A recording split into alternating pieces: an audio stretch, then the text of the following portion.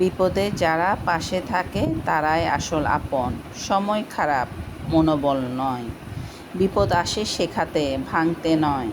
বিপদে মুখোশ খুলে যায় সবার। সব হারিয়ে শিখেছি কারা ছিল আপন। বিপদে চুপচাপ থাকা শিখে গেছি। অন্ধকার দেখেছি, আলোয় হাঁটছি। বিপদ যতই বড়, সাহস তার চেয়ে বড়। বিপদে বন্ধুর পরিচয় মিলে।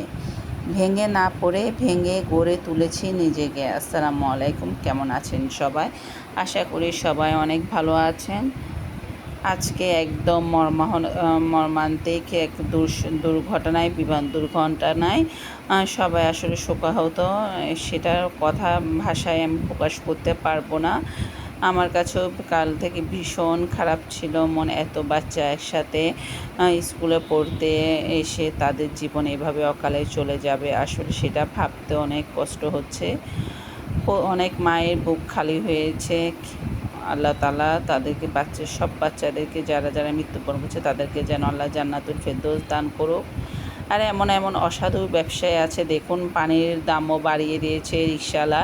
যেখানে আমরা দয়া দেখাই রিকশাওয়ালাকে যে 5 টাকার জায়গায় 10 টাকা দিব, 10 টাকার জায়গায় 20 টাকা দিব, সেই রিকশাওয়ালা কেমন বেমানি করেছে। আসলে আমরা কোন সমাজে বসবাস করছি? এটা সমাজ, এটা কি সভ্য সমাজ নাকি অসভ্য সমাজ?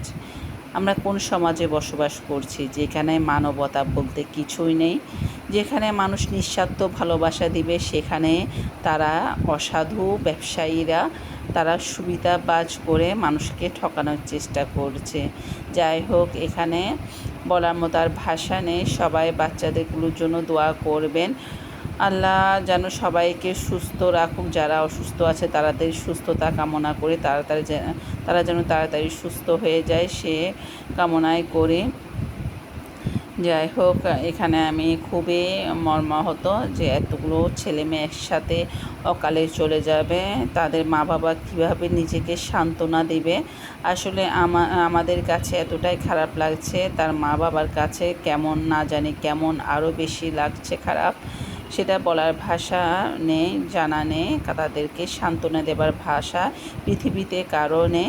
তো সবাই দোয়া করবেন বাচ্চাগুলোর যেন বাচ্চাগুলোকে আল্লাহ যারা যারা অসুস্থ আছে তাদেরকে তাড়াতাড়ি যেন সুস্থ করে দেয়। যাই হোক, আজকের ভিডিও এই পর্যন্ত। সবাই ভালো থাকবেন, সুস্থ থাকবেন, সবার জন্য দোয়া করবেন। আসসালামু আলাইকুম।